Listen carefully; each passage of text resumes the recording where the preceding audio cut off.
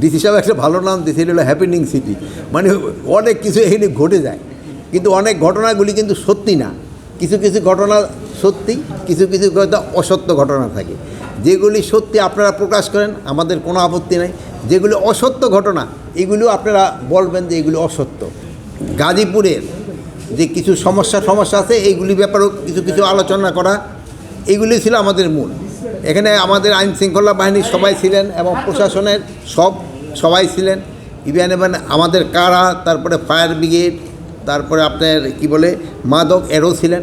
আপনারা জানেন যে আমাদের এই সমাজের হলো সবচেয়ে বড় সমস্যা হলো একটা হলো দুর্নীতি, আর একটা হলো মাদক। কিন্তু আমার এই দুইটা বড় ধরনের সমস্যা।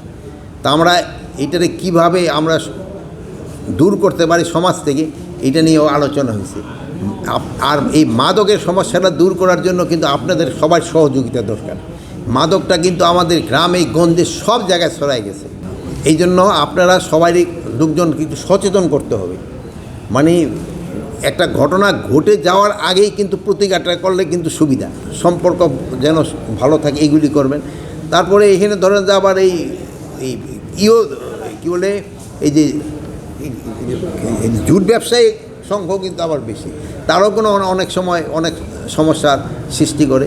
তারপরে আপনার এই যে চাঁদাবাজের সংখ্যা রয়ে গেছে, এইগুলি কীভাবে কন্ট্রোল করতে হবে এইগুলি সম্বন্ধে আলোচনা হয়েছে, এবং এটা ক্ষেত্রে আপনাদেরও সাহায্য সহযোগিতা একটু দরকার।